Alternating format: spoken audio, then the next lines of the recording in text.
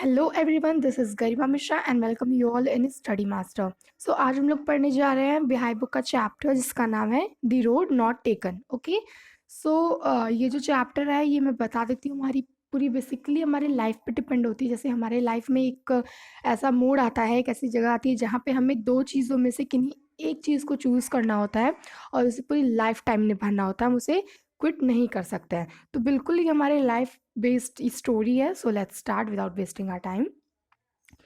लिखा है two road diverge in yellow wood and sorry I could not travel both and become one traveller. तो ये जो robin Frost जो इस पोएट हैं इस पोयम के, वो ऐसा कह रहे हैं कि एक येलो वुड है जिसके बीच में से दो रोड निकले हुए हैं और बीच में उसके येलो वुड है।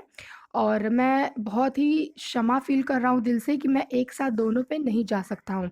Long I stood and look down as far as I could to where it bend in the undergrowth. तो ये कह रहे हैं कि मैं देर तक वहाँ पे खड़ा रहा और मैंने देखा कि दूर जा कर के जो एक रोड है, वहाँ पे दूर जा कर के वो मुड़ गया है वो रोड, और वहाँ पे अंडरग्रोथ मतलब बहुत सारी झाड़ियाँ पत्तियाँ हैं वहाँ पे। ठीक है, नेक्स्ट है then took other just as fair. तो मैंने दूसरी रोड को चूज कर लिया। ठीक है, and having perhaps the better claim. ठीक है, तो वो बोल रहे हैं कि मैंने दूसरा रोड चूज कर लिया और मैं उस पर जाऊंगा because it was very grassy and wanted wear. अब यहाँ पे इनका ग्रासी और वॉन्टेड वेयर से ये कहने का मतलब, ग्रासी इट मीन्स कि वहाँ पे बहुत ज़्यादा घास फूस थे। तो उनके कहने का मतलब ये था सिंपल सा कि उस रोड पे बहुत ज़्यादा लोग नहीं गए थे। तो सिंपल सा ये आता है इसका, ये बताना चाह रहे हैं कि देखो जिस रोड पे लोग आते जाते रहते हैं उस रोड पे क्या होता है कि मिट्टी रहती है उस रोड पे। लेकिन अगर जिस रोड पे लोग नहीं आते जाते रहते उस रोड पे पूरी ग्रासेस आ जाती हैं, ग्रास से ढका हुआ होता है, वांटेड वेयर होता है वो। ठीक है ना। तो वही बोल रहा है कि मैंने वही रास्ता चूज किया जो किसी ने नहीं चूज किया था, जिसे बहुत ही कम लोगों ने चूज किया था।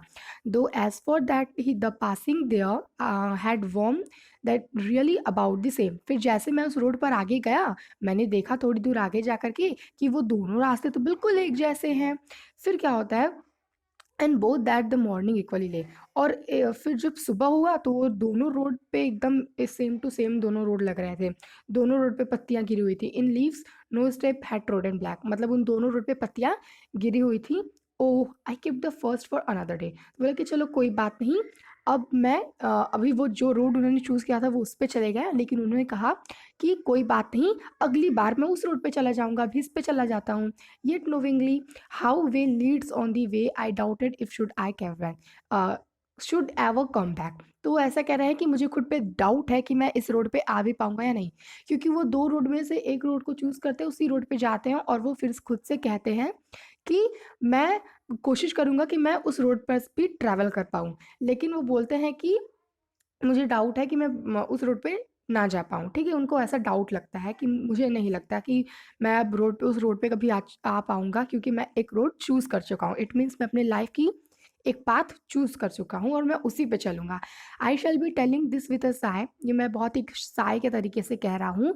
Somewhere ages and ages hence the two road diverge in a wood and I took one less travel by and that has made all the difference. तो ये पोएट ऐसा कह रहे हैं कि ये मुझे हर मतलब मुझे ये सालों सालों तक याद रहेगा कि two road diverge in a wood, मतलब एक वुड के डाइवर्ज में से दो रोड निकले थे, एक वुड के बीच में से दो रोड निकले थे, और I took one less travel by, और मैंने एक रोड को चूज़ किया चलने के लिए, अपने पाथ बनाने के लिए, और इसी ने मेरे लाइफ में सारी डिफरेंस बनाई है। इट मीन्स कि वो तो ऐसे इंसान है, इट मीन्स कि वो दो रोड पे तो जा नहीं सकते, जाएंगे तो एक ही पे जाएंगे, और किसी भी पाथ पे जाएं उनका लाइफ वो जो चूज़ करना चाहते हैं वही उनको मिलेगी। तो वही ये सिंपल सा मोरल इसका स्टोरी का ये निकल के आ रहा है कि इंसान के लाइफ में एक ऐसी बहुत सारी चीज़ें आती हैं कि उसे दो चीज़ों में से किन्हीं एक चीज़ों को चूज़ करना होता है, उसे हमेशा उसे निभाना पड़ता है।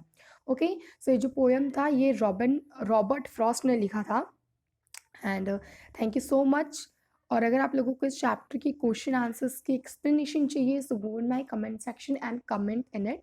एंड अब आफ्टर दिस वीडियो मैं जो भी वीडियो अपलोड करूँगी उसमें मैं 3 मॉक क्वेश्चंस पूछूंगी, जिसमें जिसको भी आएगा आंसर वो मेरे कमेंट सेक्शन में जा कर के मेरे तीनों क्वेश्चंस का आंसर दे सकता है।